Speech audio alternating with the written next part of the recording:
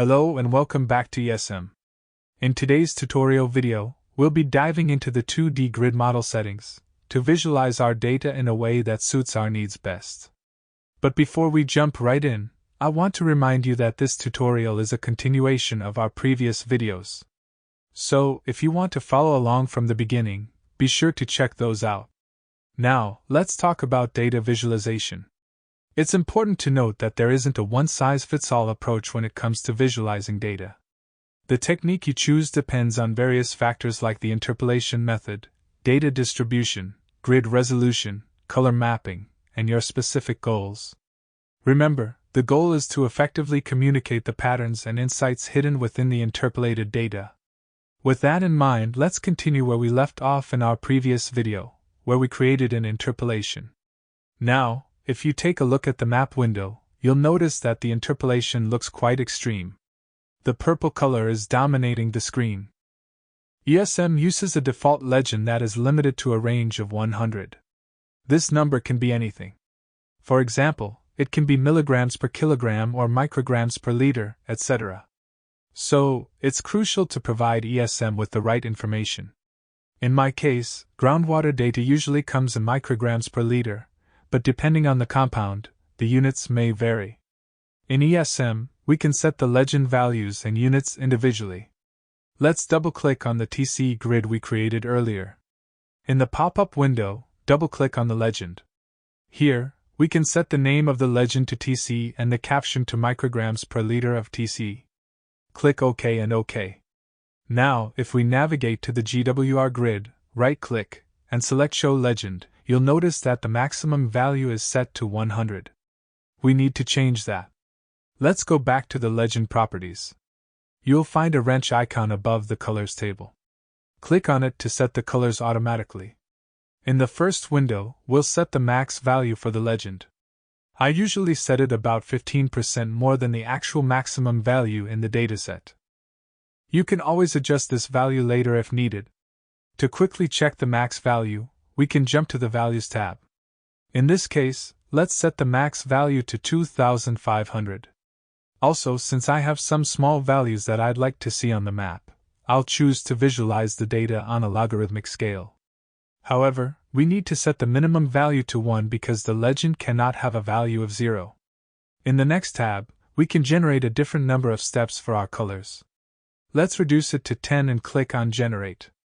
Then, go back a tab and click on Apply and Close, followed by OK and OK to save the changes.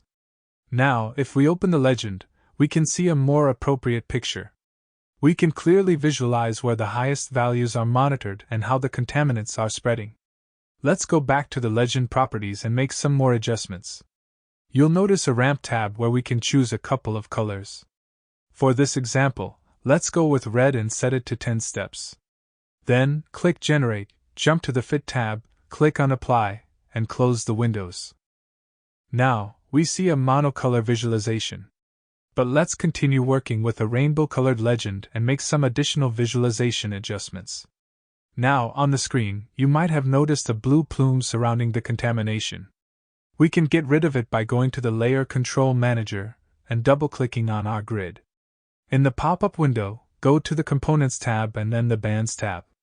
Here, we see a Values window. Tick the box to ignore all values below 1 and click OK. The blue plume dramatically reduces. If you check the time chart window, you'll see that the points on the right have 0 values throughout the monitoring period. This means the interpolation values are ignored there. By scrolling with the arrow keys, you'll notice that the corner log has values above 1, making it visible on the map. If we go back to the Layer Manager and select the grid file under the Components tab, you'll find various choices. Let's do a quick rundown. In the Pixels tab, if we activate it, we see several options. We can choose a custom color or use the colors from the legend we created. We'll leave it on the legend colors for now. Just below that, we can choose to ignore values below a certain threshold. In this case, we choose to ignore values below 1. In the grid view mode, we can view the interpolation as grid cells, showing the actual spacing of our nodes.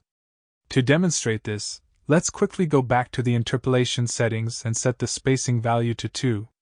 You'll notice that the pixels become larger, representing fewer nodes, and the visualization becomes rougher. Let's return to our normal settings and explore more options. At the bottom of the Pixels tab, we have an alpha modifier. Let's activate it and choose to show values below 500. Or alternatively, we can choose to show values above 1000. These modes allow us to create the picture we want to present. Now let's move on to the Bands tab. Here, we can choose to represent the data as a monocolor or use the legend colors. We can also specify values to ignore below or above certain bands. Next up is the Nodes tab. If we activate it, we'll see the nodes of our interpolation displayed on the map. However, they're quite hard to see at the moment. Let's change the color to black and increase the size to 4.